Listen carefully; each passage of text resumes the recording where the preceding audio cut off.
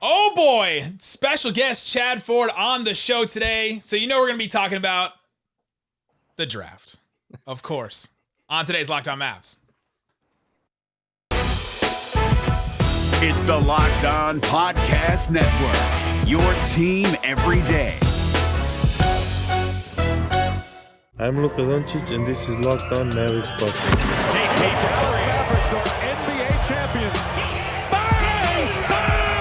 It's good! And the Mavericks have won the game! If you don't believe, you shouldn't be here.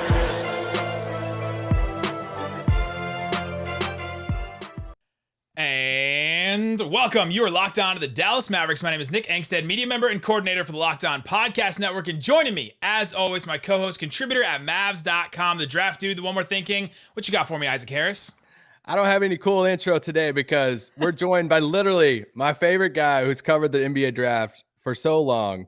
And I don't think I've read as many words or listened to as many words about the draft over the years than the one and only Chad Ford.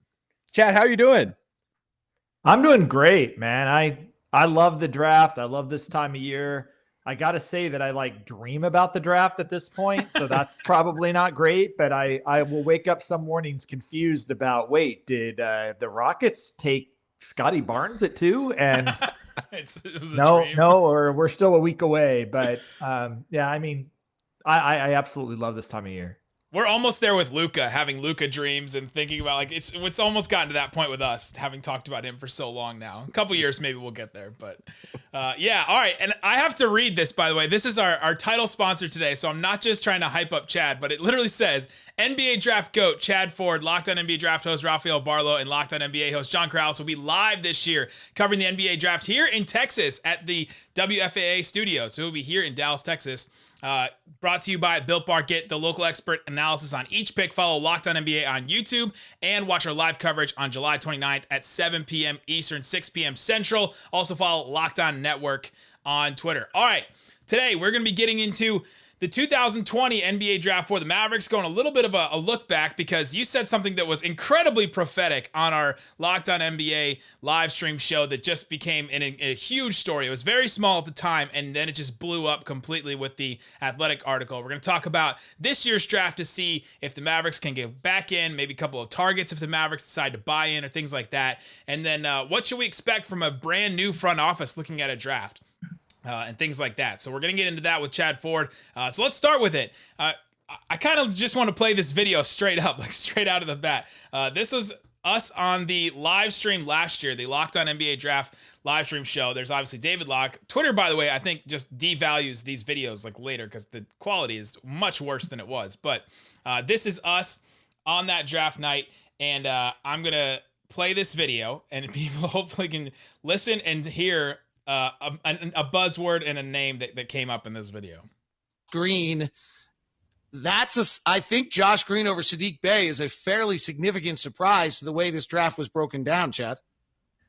For sure. I think we thought Bey was one of the high risers in this draft that because his floor was pretty high, that he was going to jump ahead of some of these guys like Green. But, Green is younger. He certainly has the ability to defend multiple positions. He tested as one of the best athletes in this draft. A lot of questions about his jump shot here. The analytics guys liked him. I know there's going to be some teams in the 20s that are going to be upset that he's not on the board, but we'll be probably pretty happy that Bey is. Nick, what's your reaction to Josh Green? Yeah, Josh Green, a little bit of a surprise for me at least. Isaac and I on Locked On Mavs have been talking about Saddiq Bey all the time, saying could they trade up for him? Could they go get a guy like that? Seemed like he'd be a perfect fit. But Josh Green, another 3-and-D type guy as well that they could go get. It's interesting that Chad Ford mentions the analytics guys really like him because the Mavs have Haralabos Voulgaris in their front office, and he's in their war room right now with Donnie Nelson. And so I wonder if that had anything to do with this pick. He, being a gambling type guy, all about the numbers. I wonder if he had anything to do with this type of a pick. But you get another, defensive wing to bring into the Mavericks fold, and they definitely need guys like that to play defense. I think he did. Actually, I think that he's playing an increased role in their front office, and Mark Cuban has always been intrigued by the analytics side of things, and he may have the ear of Mark Cuban right now. He may have the ear of Mark Cuban right now. That could not have been more true now, like basically a year later from that. Take us back to that moment and what tipped you off to think that Haralabos was possibly having a bigger role in the front office? Well, you do a lot of homework before the draft, and it's actually pretty typical that the night of the draft or a day or two before the draft, these teams really shut up. But what I had heard consistently out of the Mavs front office and their scouts was that they loved Saddiq Bey, that they were, like you said, trying to figure out maybe how did they move up in the draft to get him. They saw him as a perfect fit on a team that was going to go and really try to be a serious playoff contender next year. And that was the thing about Saddiq Bey. He was the guy that I think was in that portion of the draft that everybody saw as the immediate contributor, a guy that could come in, stretch the floor, really help the team right away.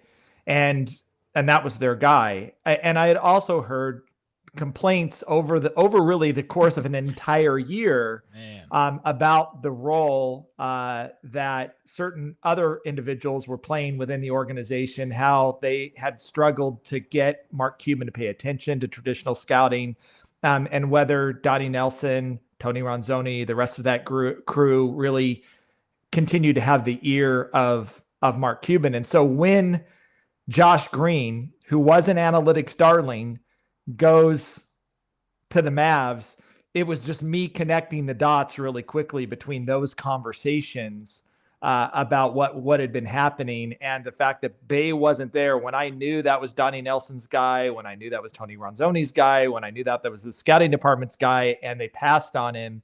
That was a pretty clear signal to me that they just don't have the juice that they have in the front office anymore. I think it's actually fascinating to me that it took an entire year really for that to come to head.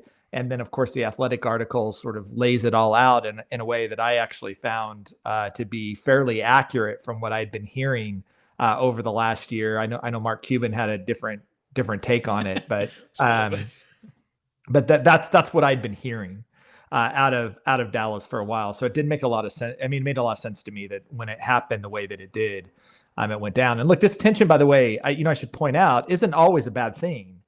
There's lots of front offices that bring in people with different perspectives and they debate, sometimes scream at each other on draft night over prospects. That in and of itself isn't uncommon. It isn't uncommon for people to feel frustrated on draft night because the team didn't draft the player that they thought the team should draft. We talk all the time about consensus. And not only is there not an NBA consensus, there's rarely a team consensus in a draft room on draft night about, who that prospect should be. And so none of that is particularly out of the ordinary. What is out of the ordinary is to have someone who's really framed as a consultant, ultimately being the person that the owner leans on to make the final decisions, not your general manager, not your scouting staff, consistently. That will happen from time to time, but it was starting to happen consistently in Dallas. And I think that was the sign. Yeah, we hyped up Saddiq Bey so much heading into that draft. We knew the Mavericks liked him. We knew, Ronzoni, Donnie, and them had a great relationship with, Jay Wright and Villanova, Team USA connection, and all of that. And Josh Green goes. I'd heard on draft night that night there was some tension. I didn't know how bad it was on that, but just you shedding that light, I think, is important for us to see that, because even us, like the what if, because Saddiq Bey had such a good year. And, Josh Green struggled to kind of find a role for Dallas this year. And we ask ourselves, like, man, what if? Would he have gotten more playing time in Dallas? I have a question for you. For the other, they took 3 draft picks that night, and Tyrell Terry, Tyler Bey, Josh Green. Could you give us like your take on them? Like if a Mavs fan sitting there saying right now, Chad Ford, who would you be the most excited about out of those 3? And I guess Josh Green could be the answer because he's the 18th overall pick, but which one of those guys would you be excited about as a Mavs fan going into the rest of their career? Well, one interesting thing was that part of the thinking too from Donnie and the rest of the scouting staff is they knew who their head coach was, Rick Carlisle. Rick Carlisle doesn't like to play rookies not named Luka Doncic. Even I think Luka Doncic, it was probably pulling teeth at times for Rick Carlisle to give him the role that they gave him in Dallas. And that's Rick going way back. That's Rick in Detroit. You see this sort of happening over and over again with Rick. And so not only are you giving Rick a rookie, which he generally doesn't prefer anyway. But then you're giving a young, inexperienced rookie like Josh Green the chances that that guy was going to get any minutes. I don't think that's completely on Josh Green. I think that also has a lot to do with coaching. And, again, you read in the Athletic article, sometimes the tension between the front office and the coaching staff about, who gets minutes, who plays and what have you. I'm sure Josh Green was one of those conversations that came up because you've got, again, a consultant who's thrown all their chips in and Josh Green, and then Josh Green can't get minutes, on the team. And so I think some of that is we have to withhold a little bit about what we think about Josh Green's rookie season because who his head coach is. Now, look, will Jason Kidd give him minutes? I don't know. I don't think that's the direction necessarily that Dallas is going either. I think Kidd could also be a head coach who may not really want to, again, invest in developing a young player right now. And look, that's always, again, intention in front offices and coaching staff. Coaches want to win now. They want players that can help them win now. What are we hearing out of Indiana right now, where Rick Carlisle is? Trade the 13th pick.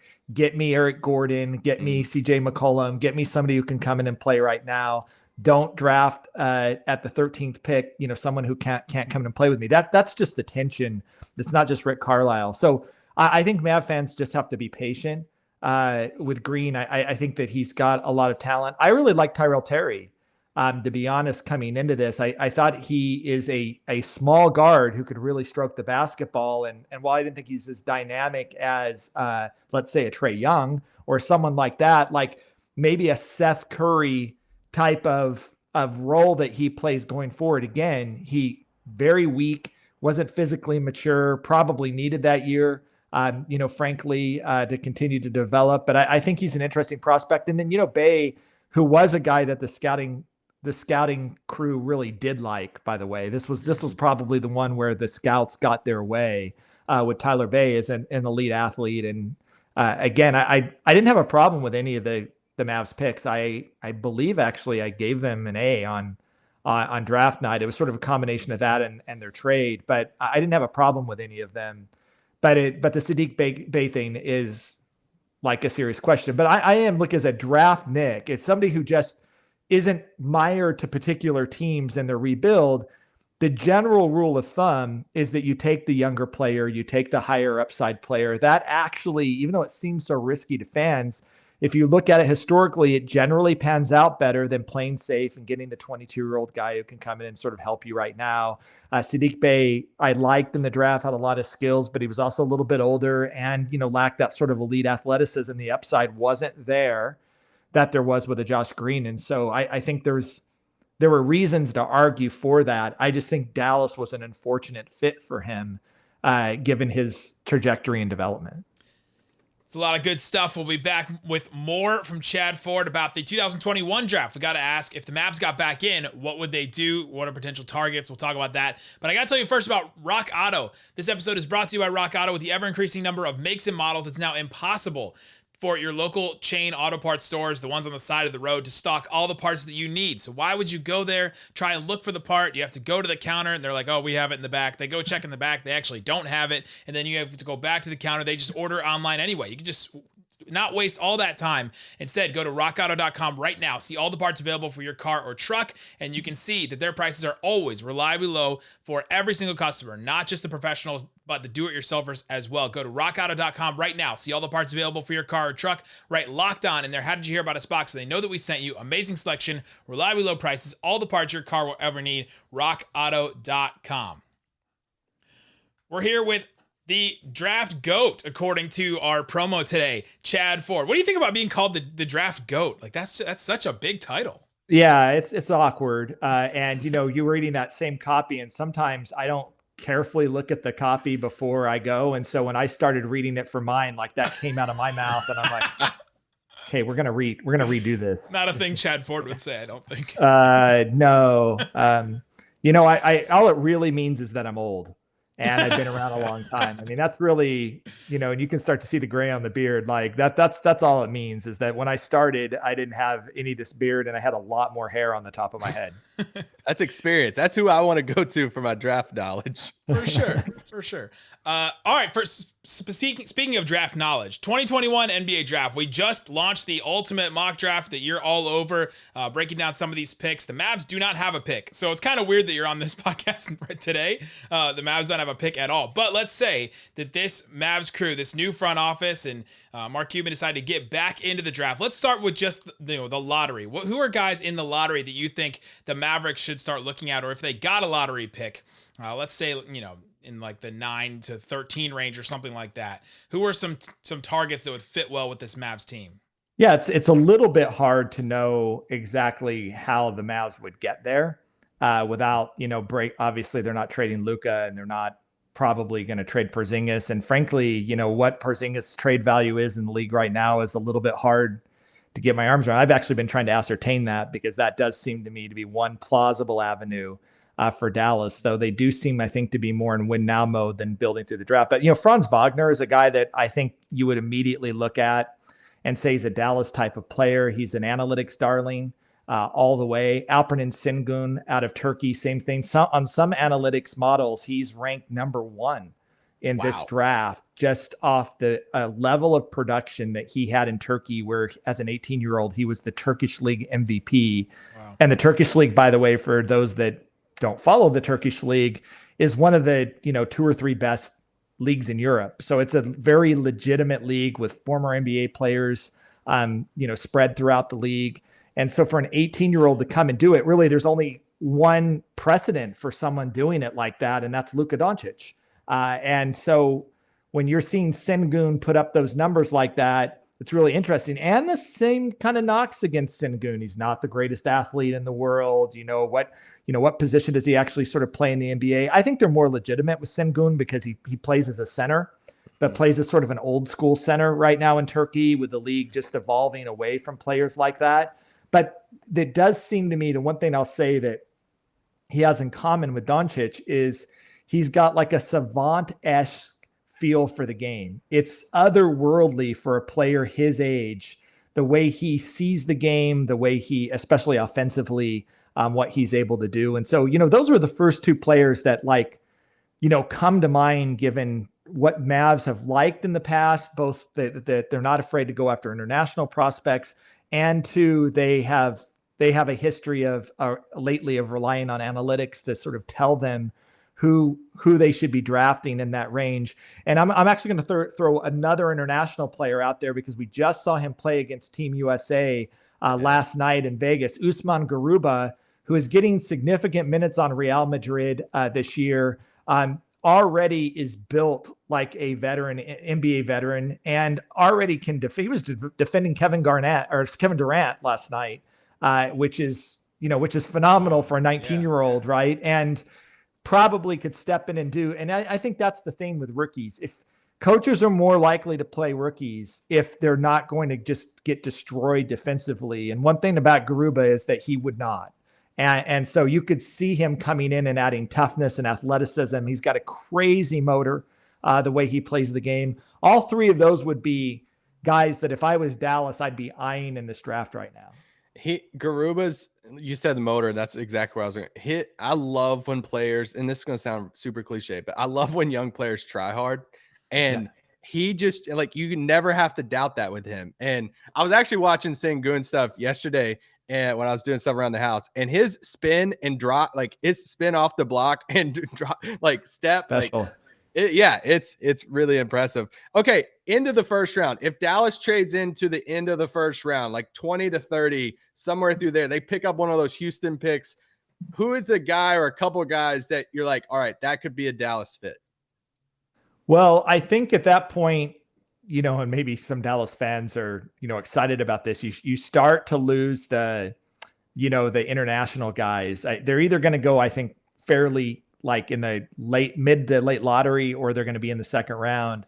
And so you start thinking about, again, in my opinion, guys that could actually, help Dallas next year, have a chance of getting on the floor with Jason Kidd as their head coach. So Chris Duarte out of Oregon is certainly a guy to look at.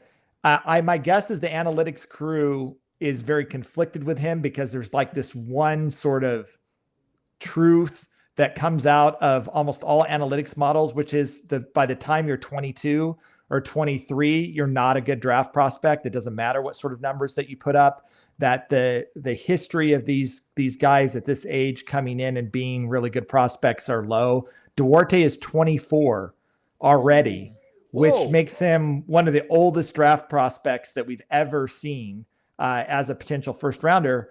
But even that, John Hollinger, who relies heavily on analytics, still has Duarte in his top 20 because he was that good at Oregon last year. He's does everything that you want in a 3-and-D wing, and certainly a guy that has the maturity to come in and play right away. So, you start with Duarte.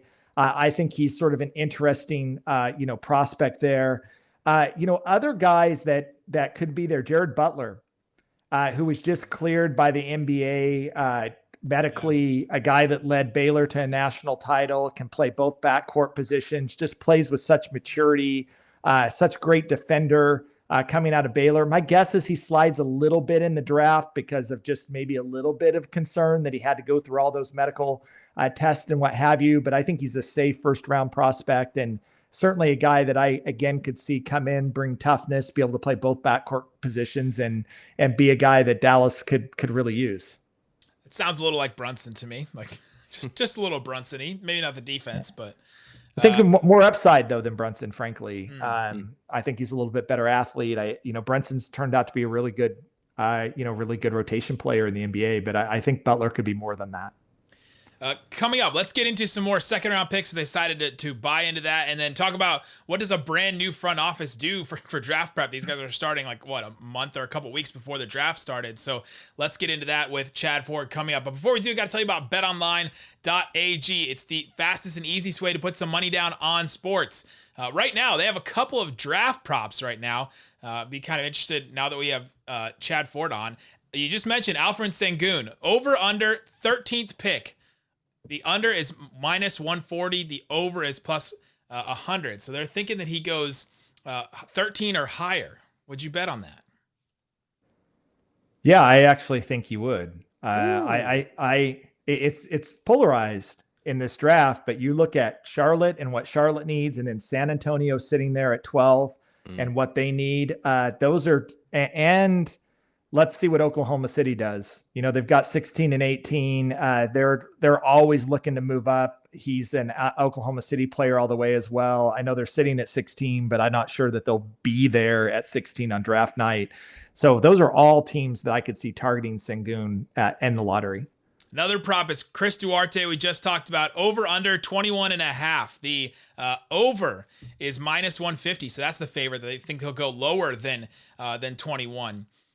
No, I would bet against that. I think Duarte's getting looks at Golden State at 14, with again the Warriors looking at getting a prospect that could come and help him right away if they keep that pick, which is a big if. Washington likes Duarte a lot at 15, and the Knicks at 19. Those are all very plausible landing spots for Duarte.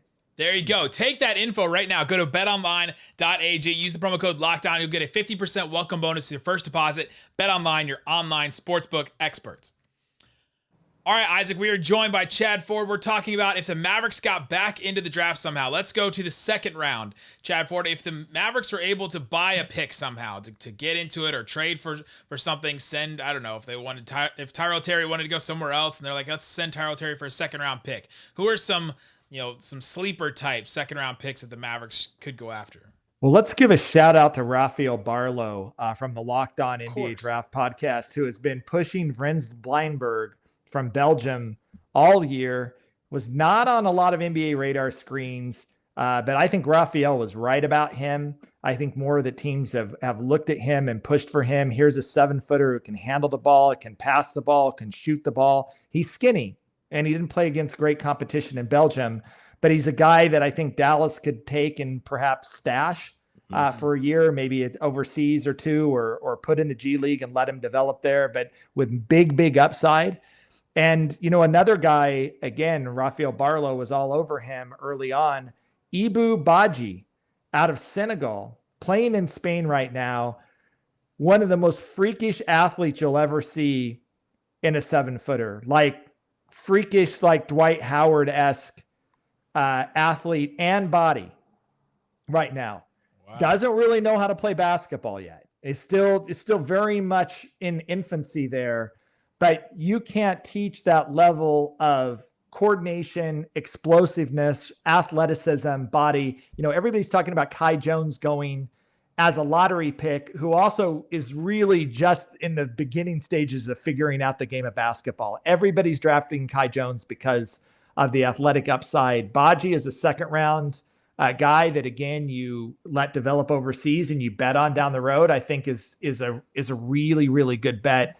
And then if you want a non-international player, Herb Jones out of Alabama is a guy that I think is a really intriguing prospect, again, because his ability to defend 3 to 4 positions, to be able to handle the ball a bit, questionable jump shot. I think that's going to be his swing skill of whether he makes that in the NBA. But Herb Jones could be a really intriguing second round prospect, in my opinion. So with Nico stepping in year one, honestly, month one, what's the, he even said he answered Raphael's question at the presser the other day about, drafts and scouting drafts. He's like, hey, I've been scouting drafts for the past 19 years. So he is saying the right things. What's the biggest thing? What's the biggest hurdle for them to jump over right now of just taking over this job? And honestly, like, what do you expect from Dallas? Do you expect Dallas to just stand pat because it is such a new thing happening so quick? Yeah, I wouldn't be surprised if they don't do anything major right now as they let Nico get his feet wet.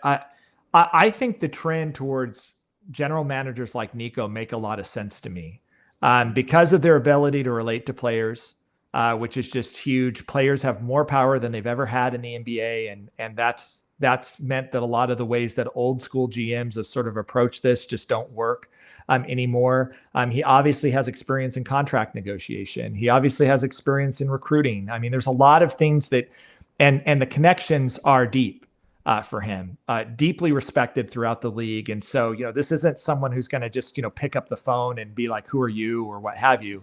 Now, with that said, the NBA is like flying a 747. There are so many different mechanisms, salary cap rules, ways that things are done in the league that he won't have a clue about, not because he's not intelligent or isn't smart or isn't going to be great at it, just because he's never done it before.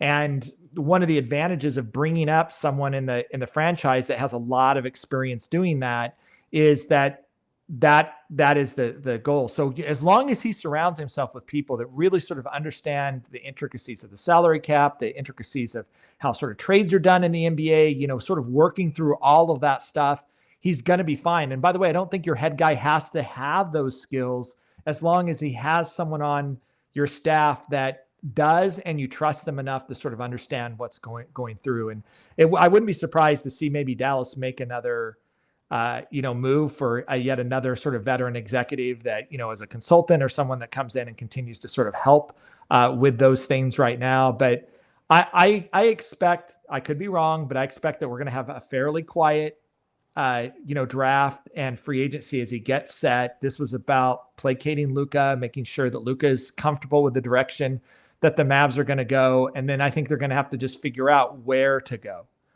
with this team next. And I'm not sure that this summer is going to be the greatest time to figure that out for Dallas, unless something really falls in their lap that's really intriguing. I think this is more what plays out at the trade deadline as we get closer, to midway point of the season into next summer. They're going to be ready to go. And so if Dallas fans can be patient, this could really pay off for Dallas. But I would be wary of making too big a move too quickly, just given the inexperience that's there. The other thing that he's just going to have to, and maybe I'm going to get in trouble in the Locked On Mavs talking about this, is Jason Kidd is not only a formidable head coach, but everywhere he's gone, he has gotten heavily involved in the front office matters that he's been at, sometimes much to the chagrin of their general managers. And so one of the things that I think is really going to have to be worked on is Nico and Jason Kidd's relationship, because coaches will always want to run the franchise and get the prospects that they think are going to help them win tomorrow night.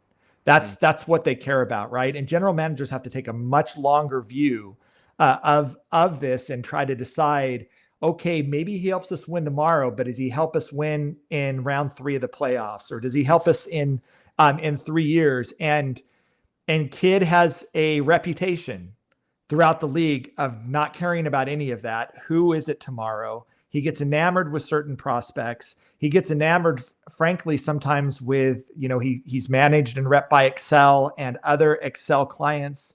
There's been a long history of him, pushing for that. So, when he pushes, and it was him who pushes for Michael Carter-Williams to go, to the Bucks and that big deal, Michael Carter-Williams, an Excel client that, Jason had sort of met and really pushed for. Let me Google that's Excel the thing. Excel clients. Let me just Google that real quick. Yeah. Go look at the Excel's clients and see.